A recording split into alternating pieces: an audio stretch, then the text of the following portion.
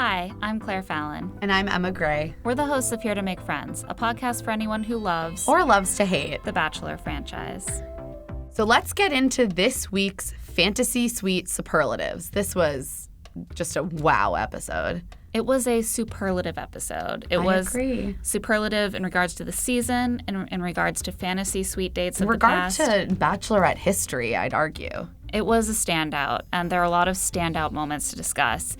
First, we have most likely to end up married to a vehicle instead of a human person. Honestly, I don't know if I like kissing you on a plane or a boat better.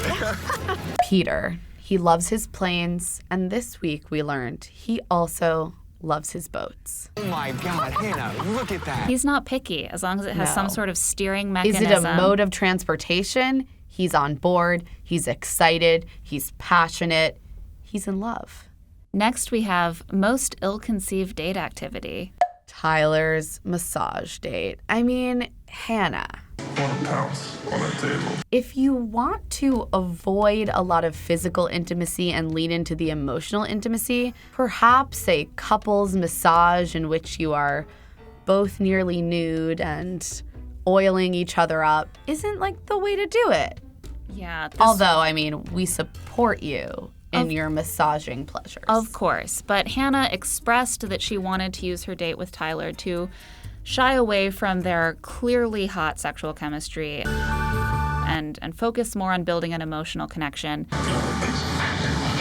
By massaging each other.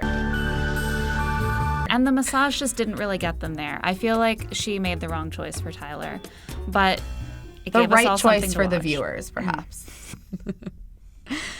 Most valuable simile is our next superlative. This goes to Greek god, which Hannah used did some work several times. If Peter was a Greek god, he would be Zeus. He truly is not just like this Greek god of a man. She compares Peter specifically to Zeus. And it's clear that she was really excited by the realization that they're in Greece. And this opened up a whole world of comparisons for her handsome four men who are left.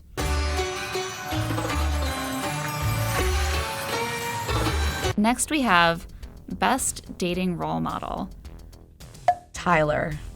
Our MVP, Tyler, who showed everyone last night that consent and boundaries are super f***ing sexy. You have to really love and respect and honor each other's boundaries. He really put on just a master class in boundaries and dating respectfully last night. And sure, his response to being told that they wouldn't be having sex in the fantasy suite, maybe we should just treat that as the baseline. But unfortunately, a lot of people still need to learn about that. She said no. How many more no's do you need? In America today. And it was great to see the value of respectfulness and of boundaries being laid out so well and so compellingly by such a handsome man. Such a very, very hot man who just is out here respecting boundaries. I loved it. Awesome. Next, we have most self-destructive. And you would think this would be easy, but there were a couple pretty solid options. We thought it could have been Jed at first. We good? Well, the thing is, He broke the cardinal rule about not speaking ill of other men, but in fact, it was Luke. So let's talk about sex. By a long shot. I just want to make sure you're not going to be, sexually intimate with, the other relationships here. Luke just saw Jed's mark and just shot way past it. He did so much more than he needed to win most self-destructive by trying to lecture Hannah on whether she was allowed to have sex with other men in the fantasy suites. And as we know, Luke P. is the pinnacle of moral authority over us all. Can I pray over you before I leave?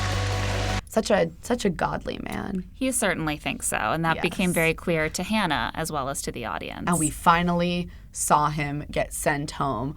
Oh, my Lord, it was so gratifying. Please get up. Next, we have the most doltish misogynist. I mean, I think you see where this is going, but for his entire body of work this season, I think we really have to honor Luke for this award. Say what? He worked really hard for it. He kept saying doltish and misogynistic things. And and combined them in a really artful way. He's both unintelligent and incredibly sexist. Yes. Thank you, Luke. Next, we have most satisfying one-liner.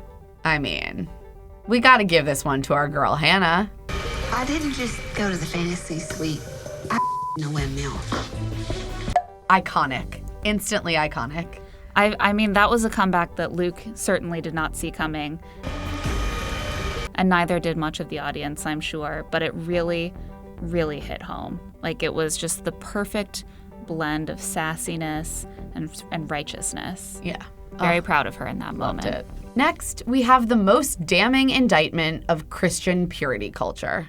Hannah. I mean, I was so impressed to see Hannah speaking from her faith and discussing the Bible in depth in order to address Luke's shaming approach to her sexuality.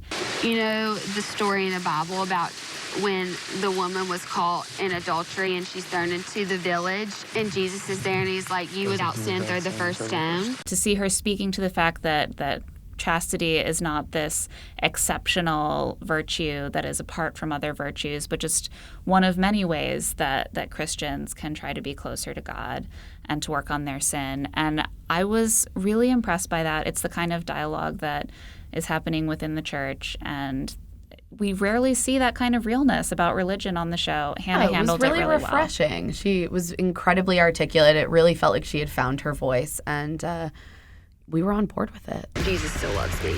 Next, we have most likely to win. I think it's got to go to Jed. She is just clearly so into him. He survived the, talking about Luke thing, and she was still very, very into him. He consistently gets all of the dates that involve just them wandering around and hanging out with each other. She's in the tank for Jed. Yeah, I think she really sees Jed and has expressed in a lot of ways that he checks all the boxes. She doesn't worry about their chemistry or their emotional connection, the romance. She really sees him as having it all.